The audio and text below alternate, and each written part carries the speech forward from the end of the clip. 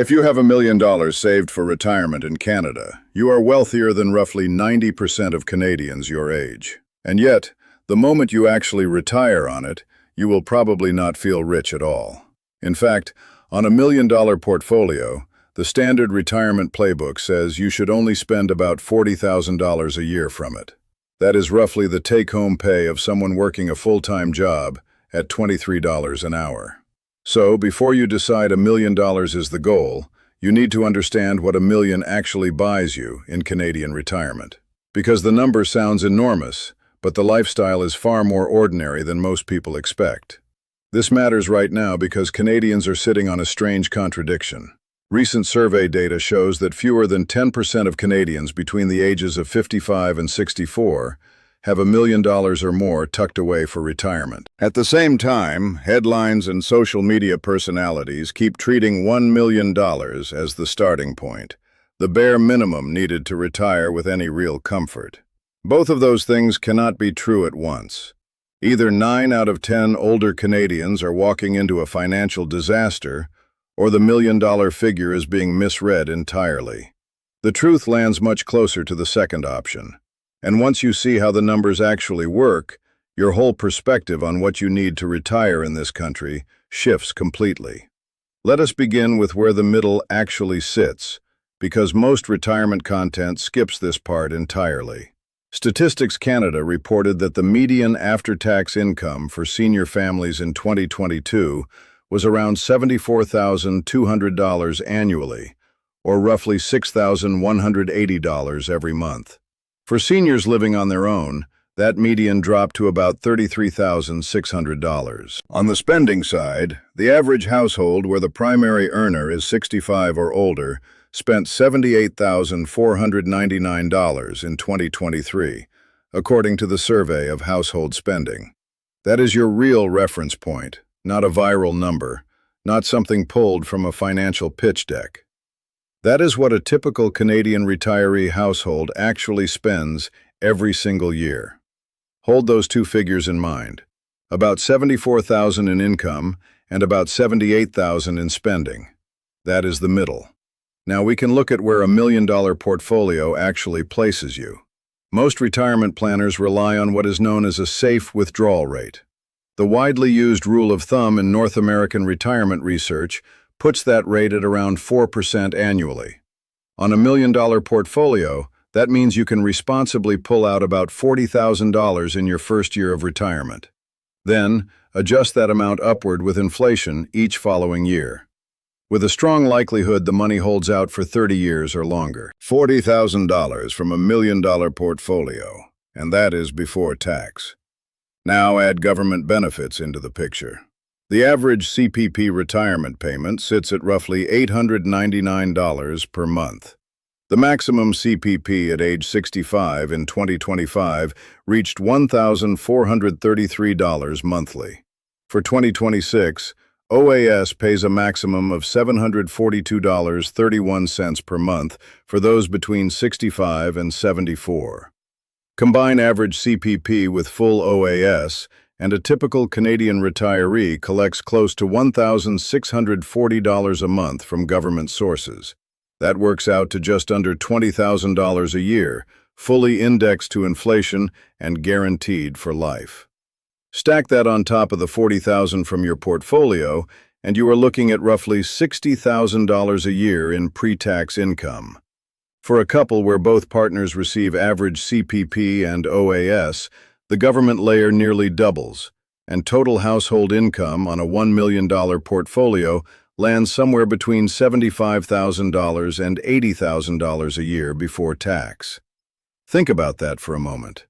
That is almost exactly the median Canadian senior family income, not the top, the middle. The number that sounded like wealth ends up funding an ordinary Canadian retirement. Now let us move up one level. A $2 million portfolio pushes annual withdrawals to around $80,000 on its own. Add government benefits and a couple is looking at well over $100,000 a year in retirement income. For context, Statistics Canada reported that the average total income for top 1% tax filers in 2023 was $606,000.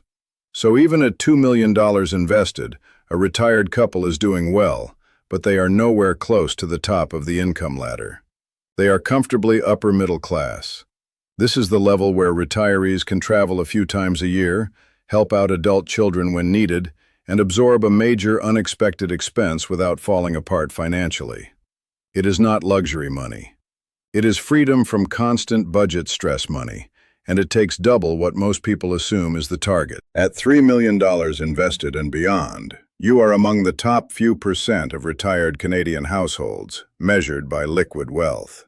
Recent data suggests the average Canadian reaches retirement with around $272,000 in cash savings, not counting home equity or pension income. $3 million is more than 10 times that figure. At this level, the portfolio is nearly always generating more income than the household actually uses, and the conversation shifts away from sustainability and toward estate planning. The people who reach this tier almost always share a few things in common: a fully paid-off home, decades of maximizing registered accounts, and at least one defined benefit pension, or proceeds from a business sale. If those pieces are not in place by your mid-50s, reaching $3 million through a portfolio alone is not a realistic retirement plan for most people.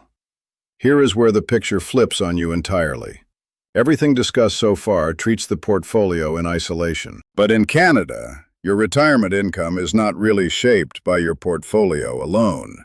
It is shaped heavily by your housing situation. Consider two different cities. Analysis from Nesbitt Burns found that Vancouver requires the highest personal retirement savings of any Canadian city at around $473,000 after accounting for government benefits, while London, Ontario requires just $200,000. That is more than double the difference for what is essentially the same provincial health care, the same federal benefits, and the same Canadian passport. Bring that back to the million-dollar conversation. A retired couple with a $1 million portfolio and a paid-off home in London or Hamilton or Halifax is genuinely comfortable. The exact same couple with the exact same portfolio renting in downtown Vancouver or Toronto is going to feel the pressure almost immediately. Average rent for a one-bedroom in central Vancouver runs around $2,800 a month. In Toronto, around $2,500. That alone consumes close to $30,000 a year in after-tax income before a single grocery has been purchased. The portfolio number is identical. The retirement experience is completely different. In Canada, the question is never just how much you saved. It is how much you saved and whether you own the roof over your head. So why does $1 million feel like it should go further than it does? Part of the answer is the number itself. $1 million has been the symbolic finish line wired into every movie, every game show, and every lottery advertisement most of us have absorbed since childhood. The word still carries the emotional weight of 1985 money, when the median Canadian home cost around $60,000, and $1 million in the bank represented generational wealth. Today, a single detached home in Greater Toronto or Metro Vancouver regularly sells for more than $1 million. The number that once signaled extraordinary wealth now represents, in many neighborhoods, the cost of a teardown. The word has not changed. Its purchasing power has eroded dramatically. There is also an inflation problem quietly working in the background. Out-of-pocket healthcare costs for Canadian retirees averaged around $5,800 a year in 2019, and are projected to climb to roughly $8,000 annually by 2035. Healthcare inflation in retirement runs closer to 6% per year. Most balanced portfolios are not built to outpace that while also making regular withdrawals. The portfolio looks substantial on day one of retirement. It quietly loses ground against your real costs every year that follows.